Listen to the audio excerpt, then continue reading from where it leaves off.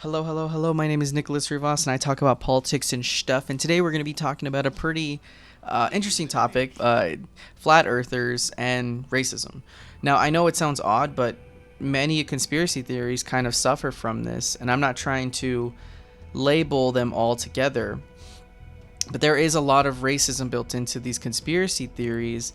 I was, looking at flat earthers, and they're one of my favorite conspiracy theories because they're just so fun, right? They're kind of harmless relative to like an anti-vaxxer.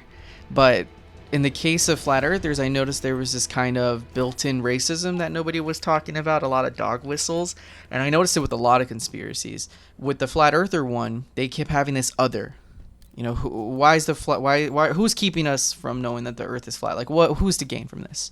And they say, well, it's the Rothschilds, it's the big banks, it's these like big names, right? And typically Jewish. And so I have this anti-Semitism kind of fear when it comes to flat earthers, that I found, and I think many of people talk about this, but like when it comes to flat earthers, I don't think they're inherently going out there saying the Jews are the problem, but many of the conspiracy theories and the more radical people have that it is the flat earthers and it is the Jewish people, but those are like the more radically vocal. Many of people, if they heard that, would go, "That's disgusting." But I think with these dog whistles, they can infiltrate the people who are not as knowledgeable, and basically infiltrate them and make them regurgitate this oh, we're just against the big banks, which is typically a history of anti-Semitism, associating the Jewish people with holding wealth.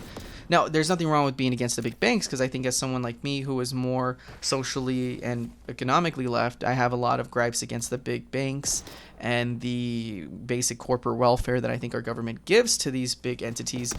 But do I inherently think that they're bad? I think there's more subjectiveness to it. And I think many of, conspiracy theories, and I think just radical Americans who are sick of the system, will definitely say, yeah, big banks suck. And I'm the first to say it too. But many of the community secretly using these dog whistles will say this to see who can they get, because again, most people would be disgusted with the thought that you're just being a straight up anti-Jewish person. Like, that's disgusting. But a lot of this has it. I know in the case of the flat earther community, they're usually in the deep ties of it all, there's always this anti-Semitism. But even further than that, not even hidden, there's a lot of like homophobia. I know there was prominent flat earthers, this woman who was kind of the queen of flat earthers. I forgot her name, but she was called a man. She was called a trans man, and she's working for the Rothschilds and the Obamas. And again, I think it's this kind of low-key racism. It's the Obamas, this black dude, he's like an easy target. Many of them also share very racist other conspiracy beliefs that are inherently racist, like the birtherism of Obama. Many of the flat earthers I've met also follow that belief, and that's just straight up racism. This black dude who's president has to be born from another country, but no other president had to worry about this.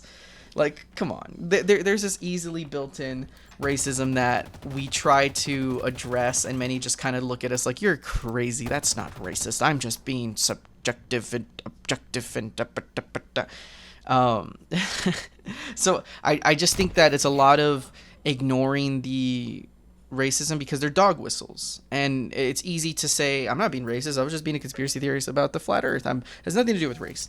It's very easy to talk out both sides of your mouth when it comes to conspiracy theories, but many of these have a history of bigotry. When you look at the Atlantis stories, many of the like the city that sunk, right?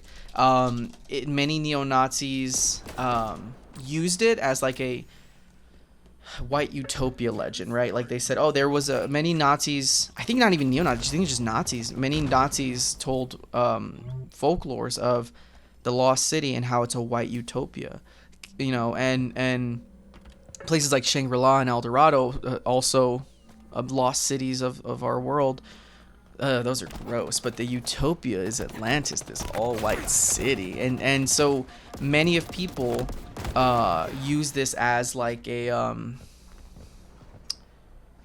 this is just my like conspiracy theory that I enjoy, and it's not racist.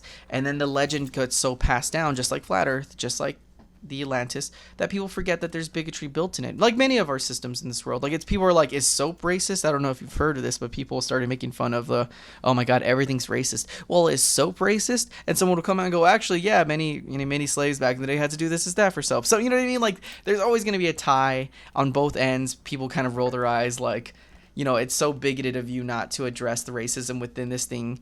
And many of the other people will say, like, well, it's so long gone, and also I don't believe it's racist. I'm talking about this tale in a non-racist manner. It's a very messy discussion that becomes kind of funny when you think about the whole, like, we're talking about a fake civilization. The legend of it isn't really the substance. It's more of the background and what people use to further their racist ideology. So in the flat earther world, like, if you are to say, you know, you're Jewish, there might be a chance you could get some backlash. Now that's the bigoted racist part, but many of times you're not, and it's kind of guised under just being against big government, which, again, not against. I'm pretty for the opposition of big government in many of my personal freedoms, but I think it gets masked under this weird bigotry that can infiltrate and get more non-knowledgeable people, again, with these dog whistles. But yeah, that's basically it, just how the funniness of it all and how crazy these conspiracy theories can get, or have gotten, or have a history of. But yeah, so new videos every other day. Yabba dabba do, and keep it real. Danger zone incoming.